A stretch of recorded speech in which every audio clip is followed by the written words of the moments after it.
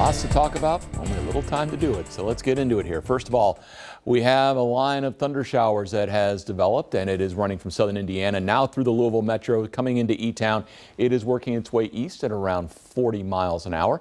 Within that line, there's some heavy downpours, and wind gusts could go to 40 miles an hour. We are going to watch that line progress eastward, likely staying below severe weather thresholds, but it'll still be a windy squall line when it does push on through over the next several hours.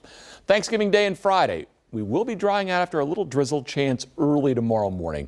Most of your Thanksgiving is cloudy. It'll be mild, though, and then stay the same on Friday. In the 8-day, one of my favorite phrases is if ifs and buts were candy and nuts, it'd be Christmas every day. Well, we got a lot of interesting ifs and buts coming up as we look toward the early part of next week, and we'll get to all of that coming up. We'll try and explain some of the meteorology, and you're going to hear a lot about it. So we'll just kind of put things in perspective here. So lightning potential. Not a whole lot with this system. There may be a few lightning strikes here and there, but yeah, a rumble of thunder on Thanksgiving. Hey, why not? It's 2020 and get it on out of here, but things will be weakening considerably as we head into the latter part of the evening. But still, we could see wind gusts in the 30 to 40 mile per hour range. From 7 o'clock on, you're seeing these numbers, again, flirting with that range. And finally, as that line pushes through during the middle latter parts of this evening, you'll see those numbers begin to come down and doing so pretty quickly. So again, a couple of hours of wind, and then we'll see things settle down. Can't rule out the risk for a severe thunderstorm, but it's a really small one. That from the Storm Prediction Center.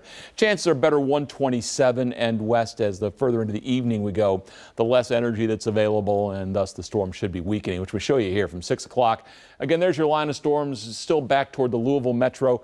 We can watch that press eastward as we go through the next few hours. By 8 o'clock, should be crossing I-75 and headed on into eastern Kentucky as the cold front begins to push on through.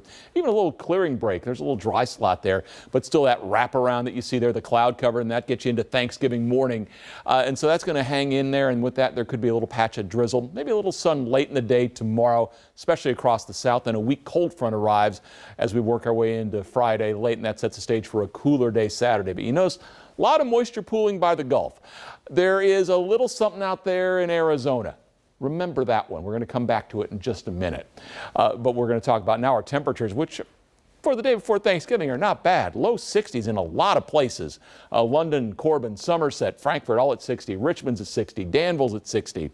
Right now, south side of Lexington's 59. Bluegrass Airport sits at 58. South wind at 11. We've been seeing wind gusts in the 25 to 30 mile per hour range. So we're looking at the jet stream. This is going to be the meteorological setup for what's coming in here. That's the storm that's going by now. Again, not a whole lot going with this in terms of cold air. By Saturday, this is called a cutoff low. You notice it's cut off from the jet stream. That's the polar jet sitting up there.